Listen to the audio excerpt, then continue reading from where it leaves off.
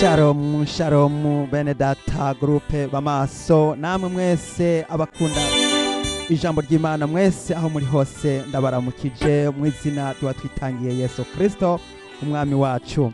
Jewe kwizina nitwa Abel Mbonimpa. Uno munsi turagiye kubandanya ijambo ry'Imana. Ubushize twarabonye icigisho catweretse ukuntu abigishwa 12 bahawe mission bagahabwa igikorwa cyo kugira ngo baje kwigisha no gukiza abarwaye no gusenda abadayimoni. Nuko rero uyu munsi turagiye kuraba ivy'abigishwa 70 hanyuma turaza kubona ukuntu vyagenze kuko nabo nyene bahawe igikorwa cyo kimwe n'icabamwe 12. None rero reka imbere ya byose tubanze dusenga Imana.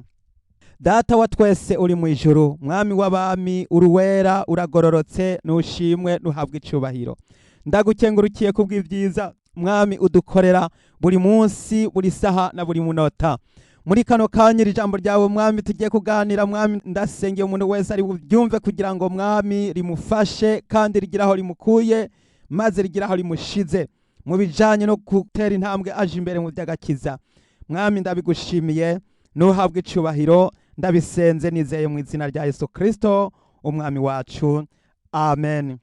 Bene data, abigishwa 12 Yesu yarabatoye abita amazina, arabatuma, arabarungika bagenda kwigisha mu mahanga, hanyuma baragaruka babandanya igikorwa cyo gukurikira Yesu. Uno munsi turagiye kuraba ingene Yesu yahavuye mu nyuma agatuma abandi bigishwa 70. Tugiye kuraba urutonde rw'ivyo yahaye abigishwa 12, nico kimwe ni nago rutonde Yesu Kristo yahaye abigishwa 70. Mwene data, abigishwa bakurikira Yesu muri kiriya gihe birashakirwa yuko nabigishwa buno munsi nabo nyene bakurikiza ugo rutonde, kubera yuko baba abigishwa 12 baba nabigishwa 70 nta tandukaniro ryari ririho ry'ibikorwa bagomba gukora. Kwari gukiza abarwaye, kwari gusengera abantu, kwari kuvuga ubutumwa, kubwira abantu yuko ubwami bw'Imana buri hafi. Mwene data, igikorwa cawe gikomeye ugomba gukorera Yesu nuko ugomba kwamamaza ukabwira abantu yuko ubwami bw'Imana bwegereje kandi ko Yesu Kristo ari hafi kugaruka. None rero hari ico tugiye kuraba. Muri bamwe 70 baragarutse bavuye nabo nyene kwigisha, baza bashima Imana kuko Yesu Kristo ari kumwe nabo. Mwene data, Yesu Kristo ari kumwe nawe, Yesu Kristo ari kumwe nanje. Reka turabe amajambo y'Imana mu butumwa bwiza bwa Luka igihimba c'10, dusome duhereye ku murongo wa 17, turabe ivy'aba bigishwa 70 bagarutse ukuntu baje bashima Imana. Nuko bamwe 70 bagarukana umunezero bati, mugenzi, abadayimoni nabo baratwumvira mu izina ryawe. Arababwira ati, nabonye Satani avuye mu ijuru akoroka nk'umuravyo. Ehe mbahaye ububasha bwo gukandagira inzoka na sikoropiyo nubwo kunesha ubushobozi bwa wa mwansi bwose, kandi nta kintu kizogira ico kibagira na gatoya. Haleluya. Mwene data, Yesu Kristo yatanze ububasha, yarahaye ububasha abigishwa biwe 70, yarahaye ububasha abigishwa 12, yongera buha bamwe 70. Ubwo bubasha nawe uri umwigishwa, uragomba nawe kugira ngo ubwo bubasha nawe ubwakire hanyuma ubukoreshe. Hano turabona ngo bamwe 70 bagarutse bagarukana umunezero, bishima banezerewe kuko basenda abadayimoni bakabumvira, bakirukana imiyaga mibi gahunga. Yesu arababwira ati, nabonye Satani avuye mu ijuru akoroka nk'umuravyo. Mwene data, Satani yakorokeye ku isi kugira ngo aze kurwanya bera, kugira ngo aze kurwanya bahawe mission. Muri groupe b'amaso hariho mission mwahawe, ariko Shetani yakorotse mu ijuru ameze nk'umuravyo kugira ngo aze kubatera, kugira ngo aze kubahungabanya. Birakwiye yuko mwambara inkomezi, birakwiye yuko muyongeranya, birakwiye yuko twambara ububasha, tukinjira mu masengesho, tukinjira mu ijambo ry'Imana kandi tukaremeshanya. Bene data, nimuze turemeshanye, nimuze tubwirane ubutumwa bwiza, nimuze twemere dukurikira umwami Yesu Kristo. nimuze twishire mu gitigiri cabo bigishwa 70. Igiharuro 70 ni ukuvuga ko ari igiharuro kitagabanije. Ibi byumvikana yuko umuntu wese aho ari hose arashobora kuba umwigishwa wa Yesu. Aho uri hose urashobora kuba umwigishwa wa Yesu. Rero shirako mwene data maze utangure kuba umwigishwa wa Yesu. Yesu aravuga ati nabonye Satani avuye mu ijuru akoroka nk'umuravyo. Shetani yakorotse ameze nk'umuravyo, yakorotse afise umujinya, ari n'uburakari, kubera ko hariho abariko barakizwa, hariho abariko barihana, hariho abariko barakira Yesu. Kubera yuko hariho abariko barakira Yesu, Shetani yarakariye abantu benshi. Abantu benshi barakariye, arimwe arabateza ibyago, abandi arimwe arabateza ingorane. Ariko bene data nagira nkubwire yuko ijambo ry'Imana rivuga ngo nimuhumure, Yesu yaranesheje. Nawe mwene data uri mu byago, nagira nkubwire ngo uhumure, Yesu yaranesheje. Yesu yiteguye gutabara, yiteguye kugutsindira, yiteguye kukuneshereza. Ku murongo wa 19 haravuga ngo ehe mbahaye ububasha bwo gukandagira inzoka na sikorupiyo, nubwo kunesha ubushobozi bwa wa mwansi bwose, kandi nta kintu kizogira ico kibagira na gatoya. Yatembahaye ububasha, Yesu atembahaye ububasha. Mwene data uhawe ububasha bwo kuvuga ubutumwa, bwo gusengera abagwayi, bwo gukiza abagwayi, bwo gusenda abadayimoni mu izina rya Yesu Kristo. Kandi niyo muzogira ikintu cica, nta kintu kizobagira. Cyo gituma tutagomba gutinya, ntitugatinye kandi tugatinye icica umubiri kidashobora kugira ngo cice umutima. Nimuze bene data turondere uhoraho, maze tumukorere kandi tumuvugire kandi twamamaze ubutumwa bwiza. Hano turabona yuko igihe Yesu ariko aratuma bigishwa, Shetani nawe yaciye amanuka, acaraza gutanguza intambara, aza kugwanya abasenzi, aza kugwanya bera.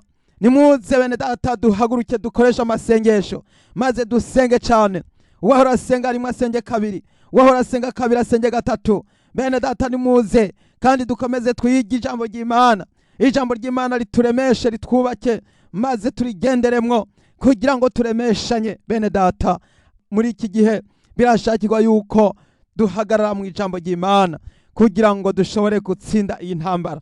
Iyi ntambara niyo kurwana n'imiyaga mibi, kuko Paulo yaranditse ngo kwabo tunigana saba inyama n'amaraso, ariko tunigana n'abakuru n'abafise ububasha n'abaganza isi y'umwijima ndetse n'impwemu mbi z'ahantu ho mu ijuru.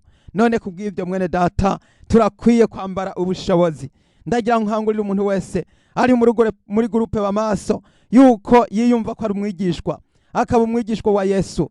Kandi kuba umwigishwa wa Yesu n'agaciro n'agateka n'amahirwe n'imigisha n'imihezagiro. Mwene data urahiriwe kuko uri kurabona ibyo ubona kandi uri kurumva ibyo wumva. Hariho abantu benshi bipfuje kugira ayo mahirwe ariko batashoboye kuyashikamwo. Mwene data hagarara ushikamye, maze twese dufatane urunana, hanyuma dutsinde abadayimoni, dutsinde imiyaga mibi. Na Dawidi yaratsinze Goliyati ari umwana muto, mu gihe abakuze n'abahambaye byari byabananiye. Ariko Dawidi arahaguruka, afata ibuye ararizungagiza, amaze kurijugunya arisuka mu gahanga k'igigatanya. Goliyati aca arapfa, kirariduka kiragwa. None rero natwe duhaguruke, nubwo hari bigatanya imbere zacu, nubwo hari bihanganye imbere zacu, nta kabuza intsinzi tutayibona kuko Yesu Kristo ari kumwe natwe. Haleluya. Ku murongo wa 20 haravuga ngo nuko ntimunezererwe nuko izo mpwemu zibumvira, yamara munezererwe nuko amazina yanyu yanditswe mu ijuru. Mwene data ntimunezererwe nuko turiko turumvirwa n'imyuka mibi. Imyuka mibi yuko turayirukana, igasendwa, ikiruka, igahunga, ariko tunezerwa nuko amazina yacu yanditswe mu gitabo cy'ubugingo. Nagira ngo ndarikire umuntu wese yumve ko amazina yiwe yanditswe mu gitabo cy'ubugingo. Mbega amazina yawe aranditswe? Mbega wumva waranditswe? Iyandikishe mwene data, izina ryawe ibyo ukora ribe ryanditswe mu gitabo cy'ubugingo. Mu bikorwa byawe ribe ryanditswe mu gitabo cy'ubugingo. Mu byo uvuga amazina yawe abe yanditswe mu gitabo cy'ubugingo.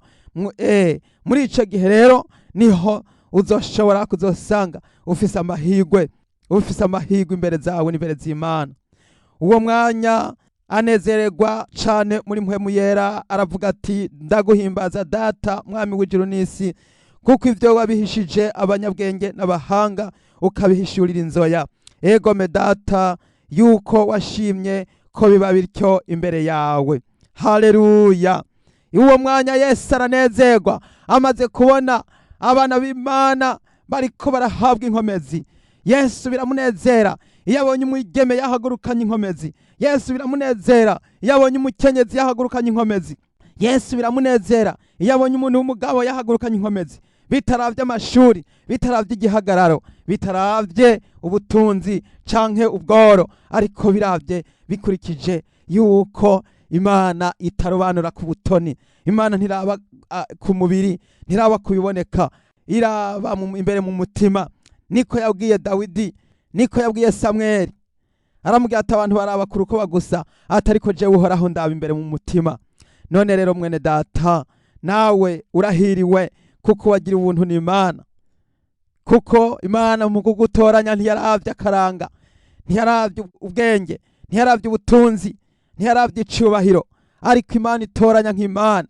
Rero ni byiza cane kugira ngo abahambaye n'abakomeye bamaramazwe, ariko abiyoroheje Imana yerekanira ububasha ku banyantege nke, maze ubwiza bw'Imana n'ubwami bwayo bisasagare mu bantu bayo. None rero mwene data, niwitegure kuba umwigishwa wa Yesu, niwitegure gukorera Yesu, niwitegure kuvugira Yesu, niwitegure kwamamariza Yesu, niwitegure kuba intumwa ya Yesu, kugira ngo udushobore kugendana nawe kuri wa musozi wera wambaye imvune zera. Haleluya. Yesu arakomeza aravuga ati byose nabihawe na data, kandi ntawe uzi umwana atari data, na data ntawe umuzi uwo ari we atari umwana, n'uwo umwana agomba kumuhishurira.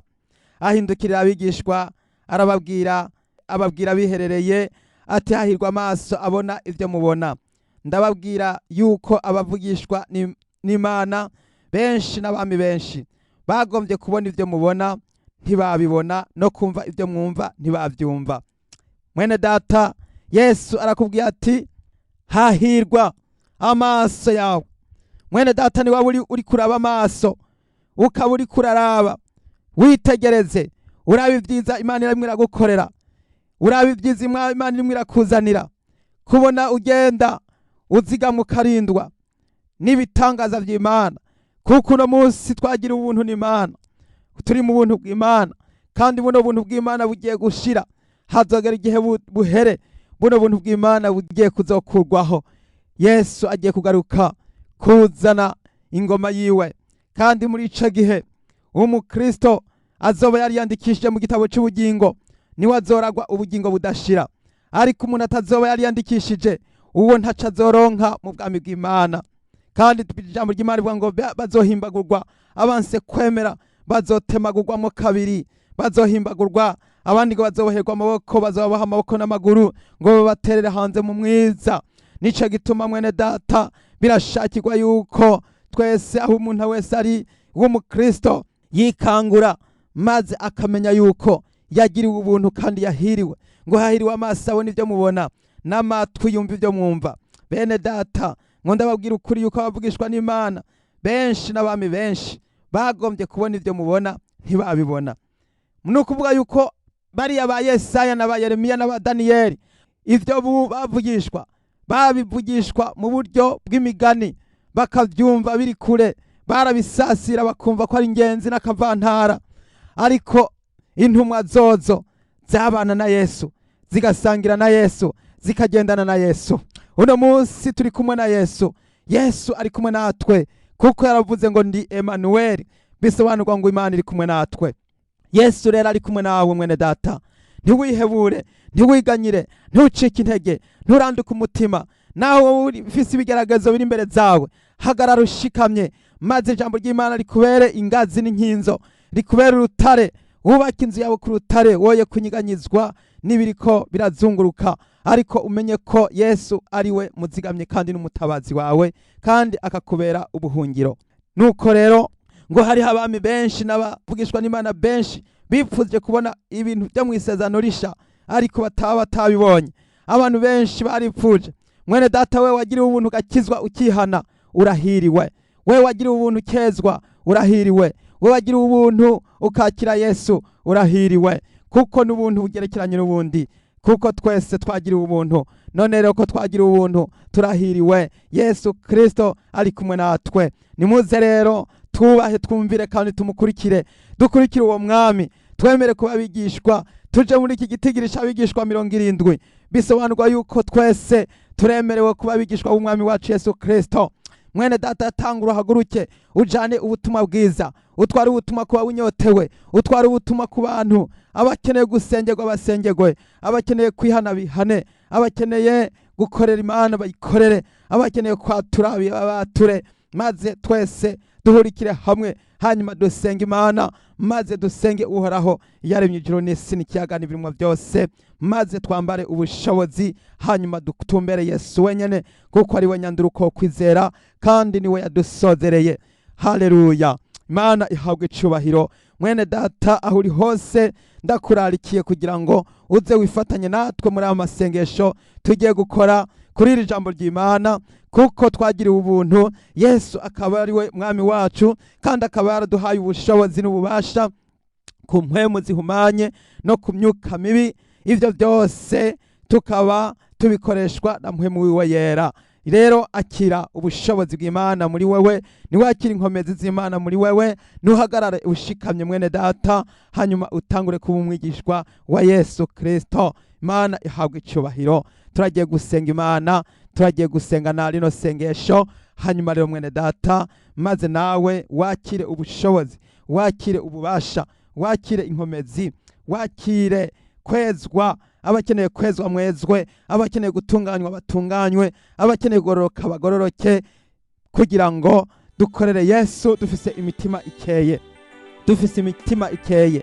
Haleluya, dusenga Imana.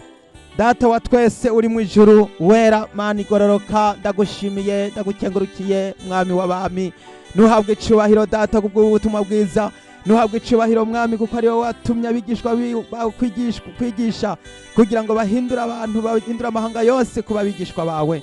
Mwami, ndasabye kugira ngo uwera wo mu ijuru, uyu mwene data wese ahari hose data, buja muri situwasiyo zose arimo, umuhindure, umukize, umuhe kugororoka, umuhe kwihana, umuhe gutungana, umuhe kubicari mugisha, umuhe kwezwa. Maze mwami uwera wo mu ijuru, duhagarare dushikamye, twizere kandi twizigire. Ndasengeye mwami Yesu uyu mukozi wawe, umwongera inkomezi, umwongera imbaraga, umwongera ububasha, umuhe kuzigamwa no kurindwa. Uramukiza mwami ibimugerageza byose n'ibimusuka, uramutsindanishiriza, uramubera igitare n'igihome, ni mwami na fondasiyo, kugira ngo yubake kuri wewe.